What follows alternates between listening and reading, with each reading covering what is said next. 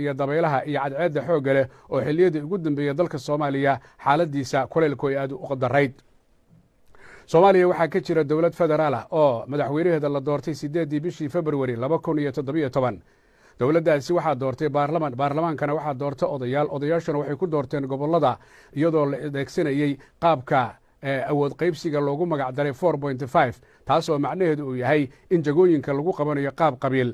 haba lagu qabto qaab qabiile dadku ma isku aqoon baa maya xagga diinta ma isku mid baa maya xagga wadaniyadda ma isku mid baa maya way ku kala horeeyaan laakiin waxay u muuqataa dalka Soomaaliya marka la fiiriyo shaxda xagga baarlamaanka iyo xagga wasiirada xagga maareeyaasha xagga agaasimayaasha iyo xagga taliyaashaba in 4.5 lagu yimid taasoo ah arrin aan la jeclaysan marka la fiiriyo taariikhda sanooyinkii ugu dambeeyay dalka Soomaaliya qaabkii wax loo maamulayay iyo xaaladdu sida ay tahay.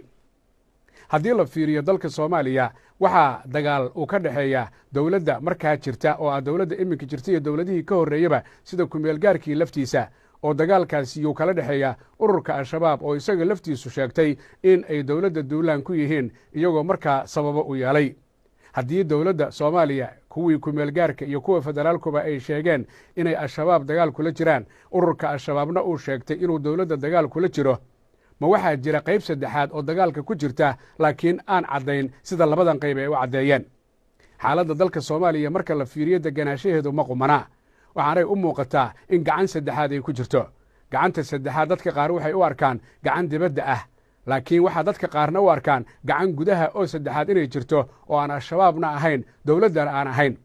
dhib badan ayaa ka dhaca dalka Soomaaliya gaar ahaan magaala madaxda Muqdisho 3 milyan iyo ka badan ayaa degan barakacyaal ayaa degan dad taag daran ayaa degan kuwo xoolo haysta ayaa degan kuwo siyaasiyiin sheegta ayaa degan laakiin haddana marka loo fiiriyo deganaanshaha dalka iyo in nabadda laga wada shaqeeya isku si arrintu maaha. Soomaaliya adduunyada waxay uga duwan tahay adduunyada waxa ay qabtaa wax la yidhaahdo afka qalaad majority rules xisbiyo ayaa iyagu tartama xisbi ayaa ugu kuraas bata baarlamanka isaga ayaa dowladda hogaamiya kuwa kalena mucaarad ayay noqdaan markii haddana doorasho la gaaro ayaa lees doortaa. Soomaaliya baarlamaankeedu ma aha majority rules oo ah xisbi inta isagu talada qabtay kuwa kalena ay mucaarad yihiin. waa hal baarlamaan oo Soomaaliyeed 275 xubnood ayaa ku jira oo dhammaantoodba ah kuwa dowladda federaalka ee dalka Soomaaliya laakiin dhexdooda ayaa waxay iska sameeyeen waxa lagu magacaabo koox iyo markaas danahooda inay markaa ka fiirsadaan. ma aha macnaheedu in baarlamaanka Soomaaliya uu yahay mid isagu lugooyo wada laakiin qaabka ay dadku u dhaqmayaan xildhibaanada ayaa waxa uu yahay qaab aad u liita marka la barbar dhigo baarlamaanada kale ama carabta ama Afrikaanka ama adduunyada. qaabkay ku yimideen ayaa waxa uu yahay qaab qabiil oo markaas aan loo fiirin sida meesha ka muuqata qofka aqoontiisa iyo kartidiisa laakiin loo fiiriyey reer hebel ayaa kursiga iska leh reer hebel 3 qofood ayaa iska leh reer hebel 5 qofood ha laga keenayo arrimo lamida.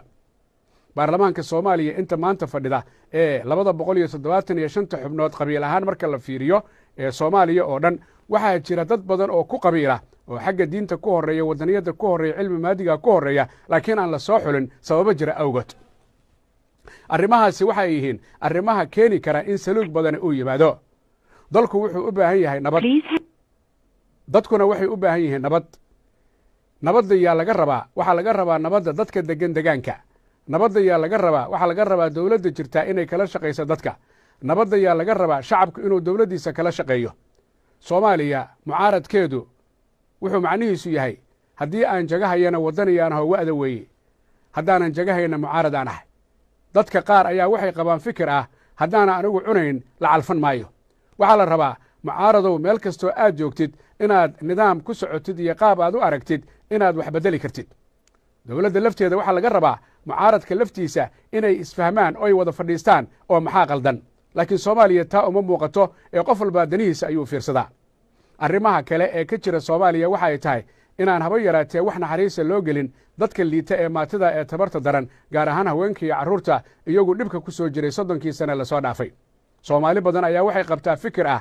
dadka mucaaradka ama muxaafidiinta carruurtoodii waxa ay ku nool yihiin qaaradaha kala duwan ee laakiin ma joogaan Soomaaliya gudaheeda. ninkan marka isagu Soomaaliya jooga ama muxaafidka ama mucaaradku mar haddii carruurtiisii ay u maqan tahay oo wax u bartaan nabadgelyana u haystaan kalama jecla haddii magaalada bala ay ka dhacdo iyo haddaanay ka dhicin intaba taa lafteedu waa hadal ay u arkaan dadku inuu yahay mid macquul ah. maxaa haddaba la doonayaa in loo hiiliyo dadka maatida, in loo hiiliyo dadka iyagu hantida ku leh ama magaalo madaxda ama magaalooyinka kale. dabcan dad badan oo ganacsata ayaa jira xoolahoodii geliya dalka, ama ha noqdaan kuwa gudaha jooga ama kuwa dibadda jooga. dadkaasu ma jecla in dhibaata ay dhacdo, laakiin waxaa jecel in dhibaata dhacdo ka hantiduna aanay u oolin, isla markaasina carruurtiisii aanay joogin. soomaalida qaarkood waxay yidhahdaan guri muraayada nin degani dhagax ma tuuro, sababtoo ah isaga ayaa muraayadiisu burburaysa hadduu dhagaxa tuuro. laakiin waxa aad mooddaa dadku inay u dhaqmayaan dhammaantood sandaqado inay degan yihiin oo ay dhagxaan tuurayaan, taasoo ay dad badan u fasirayaan haddii ninkan isagaa ee mucaaradka ama muxaafidka reerkiisii iyo carruurtiisii ay dabadda ku maqan yihiin, maxaa iga gedhiisha oo iga galay kuwa iyagu joogay carruurtooda iyo maatidooda ay daadsan tahay ama magaalo madaxda ama magaalooyinka kale. waxaa haddaba la rabaa in laga wada shaqeeyo nabadgelyada sida dad badan ay qabaan. nabadgelyadu waxay ku imaanaysaa aaminaad inay timaaddo, dadku derisnimo inay isu muujiyaan, wixii carqalad keenaya in meesha laga saaro. laakiin uma muuqato taas, ee waxa aad mooddaa in qofku uu ku raadinayo magac inuu dhib geysto isagoo aan haba yaraatee ba yeelaynin dadka markaa iyagu ku xeeran ee goobtaas jooga. maxaa diidey qofka diinta ku wanaagsani inuu maamulka ka qayb galo? maxaa diidey qofka cilmiga maadigaa bartay inuu ka qayb galo maamulka? maxaa diidey in qofka waddaniga ahi uu ka qayb galo maamulka? intaas oo dhan dad badan ayaa saluug ka qaba. waxay u arkaan dadka soomaaliyeed intooda badan barnaamijyo badan oy nagala qayb galeen in arrimuhu ay cakiran yihiin. marba haddii la yidhi 4.5 ayaa wax lagu qaaday oo la fiirin maayo markaas aqoonta iyo kartida qofka iyo diintiisa, ee waxaa la fiirinayaa halka uu ka soo jeedo, taasoo dhib badani uu jiro. daawade, fikirkaaga fayow ka dhiibo sidaad u aragtid in soomaaliya xaalkeeda lagu dejin karo, deganaanshaha lagu dadaali karo. haddii ay dhacdo in dadka masaakiinta ah xoolahooda la boobo, waa dhibaato. si taa looga baaqsadaa waa in nidaamka iyo deganaanshaha lagu dadaalo, wixii ayagu fikir kala duwan qabana ay miiskaas soo wada fadhiistaan. telefoonka ayaan markaa ku bilaabayaa adoo fikirkaaga fayow ka dhiibanaya, cidna aan si gaara u magac dhabaynin, laakiin aragtidaada soomaalinimo sida ay tahay. ma runbaa in dadka carruurtooda ay dabadaha ku maqan yihiin aanay kala jeclayn soomaaliya hadday nabadi ka dhacdo iyo haddaanay ka dhicinba? fikirkaaga fayow ka dhiiba laynka telefoonka. salaamu calaykum waraxmatullahi wabarakaatu. halow. waalaikum asalaam waraxmatullahi wabarakaatu. halo. waa ku soo dhaweynaya walaal, magacaagii halkaa joogtid. waa hagaag, qofkaas telefoonka waa ka go'ay, waan ka xumahay. markaad telefoonka soo dirto haddii uu kaa go'o daawada waad ku soo celin doontaa biidni illaahi kariim. soomaaliya waxay u baahan tahay dad u naxariisanaya oo aqoon leh. waxay u baahan tahay dad dadaal muujinaya. waxay u baahan tahay inaan la fiirin danaystanimo. waxay u baahan tahay inaan dantaada gaarkaa la fiirin. waxay u baahan tahay danta guud in la fiiriyo. waxay u baahan tahay in haddii aad tahay qof wax saxaya, qaabka ugu wanaagsan aad ku saxdid. waxay u baahan tahay dadka masaakiinta in loo hiliyo. waxay u baahan tahay in danta guud la fiiriyo. laynka telefoonka. asalaamu calaykum waraxmatullahi wabarakaatu. وعليكم السلام ورحمة الله وبركاته. محمد أحمد حاج عقبة الجروب. سلام. aad iyo aad waa ku soo dhaweynaya, magacaaga halkaa joogtid. أحمد إذا وقع ذلك بريكك مجال سول ليك سيدي يوتا وحن أدو فرحتنا هاي بروفيشنال كاجا فكرة هذا وناكسن شرفت هذا صحف النمد هذا راديو مقدشو BBC يونيفرسال إن أتهاي هليي أن كنت يستنكرنو تهانا نوناكسن صحفي شرف له هروسعو برامجyada هذا بروفيشنال كاه يودنيada هذا شعبك الصوماليين waxaa la gudboon inay qaataan nabadda dib u heshiisiinta dawladda la taageero mudanayaasha baarlamaanka isu dhaxaystana waxaa la gudboon inay ka shaqeeyaan nabadda iyo wadajirka wixii ay isku qabaanna ay ku xaliyaan qaab dawladeed iyo isfahan iyo isafgarasho dadka Soomaaliyeed ee lagu dhibayo magaalada Muqdisho ee jidadka laga xirtay ee dhibaatadu haysato hooyada umusha midka gacanta go'an kan lugta go'an kan aan joorniyeriga meel u shaqo tagay aysan jirin xoogiisa ku shaqaysta ee wadooyinku ka xiran yihiin waxa la gudboon dawladdu inay u taliso oo wadooyinka la furo oo lala hadlo oo shacbiga lala hadlo oo wanaaga iyo sharafta laga shaqeeyo Cagmadhigow. aad iyo aad u mahadsantahay adigoo jooga Utah. waa kaaga mahad celinaya qofkii ugu horreeyay ee laynka soo gala ayaa tahay. ujeedkaagu waxa uu yahay wanaag iyo wadajir in laga shaqeeyo isfaham. waa ku mahad celinaya. waxaan kaloo kaaga mahad celinaya sida aad iga sheekaysay. waxa aan ku leeyahay aad baad u mahadsantahay kuwii wada shaqeeya allaha naga dhigo. aad baad u mahadsantahay. laynka kale ee telefoonka. asalaamu calaykum waraxmatullahi wabarakaatu. وعليكم السلام ورحمة الله وبركاته. waa ku soo dhaweynaya walaal, magacaaga halkaa joogtid. magacaygu waa Ismaaciil Ibraahim oo jooga Muqdisho. haye soo dhowow maxaad see wax u aragtaa adigu muqdisho aad joogtaaye tvga gaabi tvga gaabi tvga gaabi tvga gaabi walaal waxaa joogaa muqdisho waa aniga haddii xaaladda aa qiimeeyo waxaa iisoo baxday horta waddankeena wuxuu u baahan yahay ilaahay qof ku xiran oo ilaahay ka cabsanayo waa gartay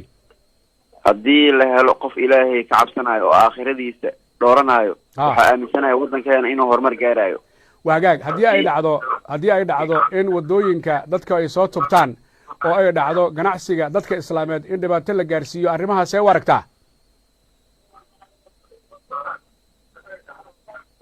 ha telefoonka igala soco fadlan waa kula socdaa cagamadhiga igu soo celi hal mar haddii ay dhacdo in dadka waddooyinka ay soo tubaan maalmo dhoweed waxaa dhacday in sharikado la weeraray laakiin ay isdifaaceen haddii ay dhacdo iyadoo loo aad baan uga xumahay waa uu ka go'ay waa igu soo laaban doonaa magaalada muqdisho ayuu joogaa laynka kale ee telefoonka asalaamu calaykum waraxmatullahi wabarakaatu وعليكم السلام ورحمة الله وبركاته عقمديga aad baan kuu salaamayaa mid lamid aan kuu soo gudbinaya magacaaga halkaad joogto walaalo walaalo waxaanahay hooyo Soomaaliyeed oo joogto qurbaha haye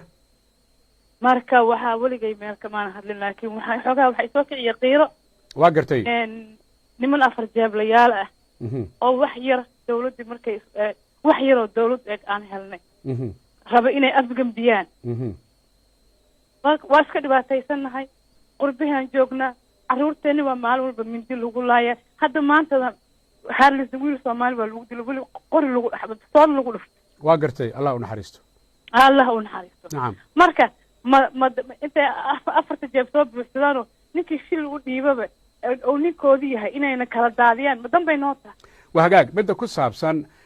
afar jeeblayaasha aad sheegtay dabcan waa fikir aad qabtid ama dad badana kula qabaan haddii carruurtooda aanay gudaha Soomaaliya joogin oo aanay arxan u samaynaynin xaalkaas waa sidee waa xaal xun oo guracan carruurtooda waxaa laga yaabaa meesha hadda anaga aan ku rafaadsannaho kale inaysa joogin ama dad ilmihii u koray uu yahay laakiin annaga markaan dhihi lahayn allah roob baa noo curtay waddankii aan ku noqono haddii balaayina laga horkeeno dadweynihii wax yaroo ayaga iimaan kale inta la kiciyo mudaaharaada laleeyahay ilaahay hanaga qabto wixii balaayo wado anigu waxaan taageersanahay aan maanta dhegaysanayay salaad cali jeelle khayr badan allah siiyo fikraddaas salaad uu qabo aan qabnaa intii kaloo iimaan kale ana iimaanka allah u sugo waa hagaag midda ku saabsan waddooyinka loo soo baxo dadka kicinayaana aysan dadka xakamayn karin hanti badan baa muqdisho taalla dad qurbaha ka tegey ayaa yacni suuf iyo xanjo waxay u taqaana soomaalidu isku dhejiyey kuwa gudaha jooga ayaa hanti yar samaystay inay ka faa'iidaan soo uma muuqato in dadka la doonayo in duulaan lagu noqdo waxooda la qarjijamsado arrintaa ka warran waa dad masaakiina maxay awoodaan inta nabadda jecelaa badan laakiin balaaya hoosaasinaysa aad baad umahadsan tahay waa ku mahad iyo dad aan rabin iyo cabdidhigow dad aan rabin waddanka Soomaaliya inuu sal dhigto uu horumar gaaro uu caalamka uu la qabsado arrintaaneetu waa arrin shisheeye uu ka dambeeyo waa gartay laakiin dabcan shisheeyaha dad badan baa qaba inay ku daaban yihiin kuwa Soomaaliyeed oo iyagu la socda arrintaa ma qabta adigu aad iyo aad baa u qabaa waxa la wataba waa hadaad adigu aniga aanu ku wadanin oo maanta haddaad meesha aad fadhino aniga aanu kula soo hadlin miyaad soo doonan lahayd aad baan kuu fahmay adigoo jooga London waa kuu mahad celinaya dabcan barnaamijyo kalena waa ka wada qayb geli doonaa haddii alla ka dhigo Universal TV studio London iyo barnaamijka ra'yiga arrimaha Soomaaliya laynka kale ee telefoonka asalaamu calaykum waraxmatullahi wabarakaatu halo asalaamu calaykum calaykum asalaam waa kusoo dhaweynaya walaal magacaaga halkaa joogtid waa xasan saaq iyo daan maaran xasan seed u aragtaa xaalka Soomaaliya xoogaa hadalkeena u yara kala dambeeya waxaan u arkayaa Soomaaliya inay hadeelin ma raga qasahayo raggaasna ilaa laga qabto cag ma dhigo waa hagaag maadaama aysan cag dhigaynin raggiina ay Soomaali yihiin qabaa'ilna ay daabka dabada ku hayaan laguna doorto 4.5 oo isu arko qofkaasi inuu yahay qof quman maxaa toosin karaad isleedahay markaad eegtay ha telefoonka igala soco waxa weeyaan marka waa gartay xogaa waa telefonka gacanta marka cabdi horta ilaahay waxaan ka rajaynayaa inuu ajirkaas iyo hawshaad maanta oo kale usoo istaagto anigana waa jeclahay inaad markaad soo gasho aan soo galo ma garat si wanaagsan waa adigaa soo galayba markaan soo galaad soo gashay ha telefoonka igala soco telefoonka marka midda kale waxa weeyaan ragga abudabay loo fadhiyo hawl muxuu ahaa maamul goboleedyadana maalinkii la yidhi anagu dhexdhexaad baan siyaasadan ka nahay jeebka loo soo buuxinayo oo ganacsatada ah oo dadka dhiigooda ku ganacsanhaya oo labada nooca nooc hubaysan iyo nooca dee la idmahaya ganacsato ah ayaa dadka iyo dalka baabi'inhaya haddii arrintaas ay jirto ganacsatadu haddaan dalkoodu degin xaggee bay ka ganacsanayaan maxay ka faa'iidayaan bay kula tahay waxba faa'idi mahayaanoo maydkeenin koonfur galbeed koonfur africa iyo waad aragtaa raggeena meeshuu daadsan yahay iyo meesha hadda ingiriiska oo meelay joogaanba dadkeena dibad iyo guduba baaba'san yihiin baabacaasaan ku jiraynaya markaasaan 200 ama 300 miyaa iska qaban la'ana waa hagaag waa arrin u baahan in dadka soomaaliyeed ay isxoraansadaan ay wada xiriiraan fikirkaaga ugu dambeeya ii sheeg waa hagaag aad buu mahadsan yahay laynka kale ee telefoonka asalaamu calaykum waraxmatullahi wabarakaatu عليكم السلام ورحمة الله وبركاته عكس حاجة نقول هذا ونبض ينول nabad iyo nolol soo dhawow marka magacaas ma haddaad la baxday mase awal waalidkaa kugu waqlalay magacaas waa kii Soomaaliya oo dhan u dhalatay waa nabad ينول wixii ummadana rajaynayso haye ii waran maxaa xaalkaagu yahay waa sida xaalka Soomaaliya aniga waxaan rabaa inaan farin u diro duqa Muqdisho haye oo injineerka haye bacadlihi ya xiran haye magaaladii xamarna waxa waay meel walba waa suuq bacadlaha furdhe bacadlaha ma waxaad u jeedaa kii weynaayo hadda ka hor guban jiray ahi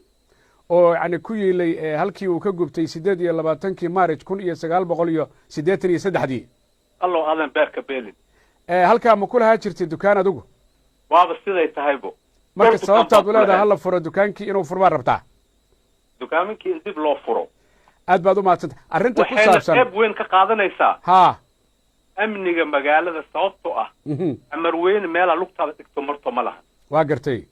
marka walaalow dawladda waxaan ugu baaqayaa qaasatan duqa Muqdisho haa sida ugu dhaqsaha badan haa inuu bacadlaha u furo jidadkaas oo isku xiran ee sababaya amni darrada magaaladani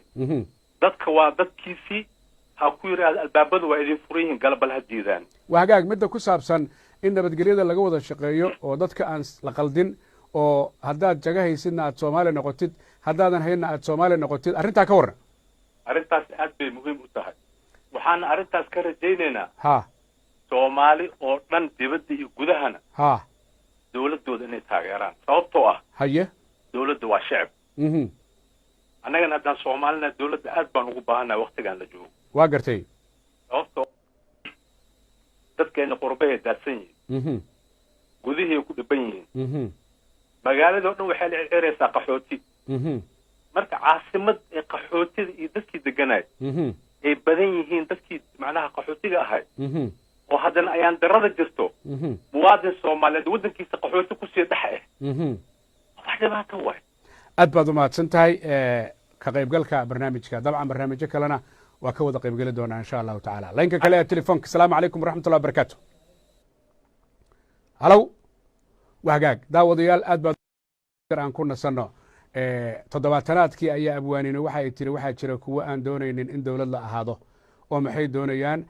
qabiilkabay doonayaan ama waxaa erayada ku jiray hadalka ahaa waa kuwii gumaystuhu diran ogaa af soomaaligeedu waxay ka dhigan tahay gumaystaha ayay warkiisa maqlaan axmed cali cigaal iyo hobollada waa beri xoogaa iyo farsamayaqaankeenna cali naaji bal hadda haye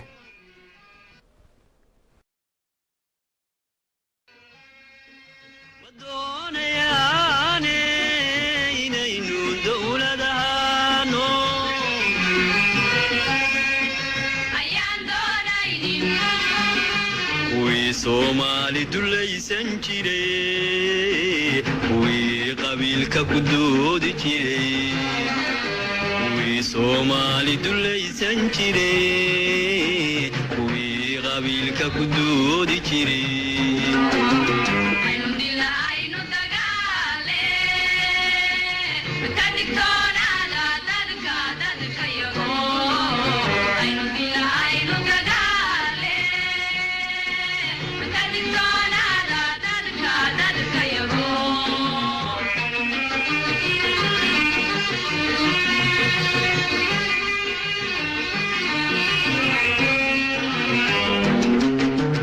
وهجاج ولي واحد نقل سعتان تلفزيون كعالمي يونيفرسال ستوديو على لندن هي برنامج كأرمها صومالية وطبعا صوماليا أرمها إنه كهذا نبدأ يدقنا شو واحد يقول ترتاج جودهم بأمده ملك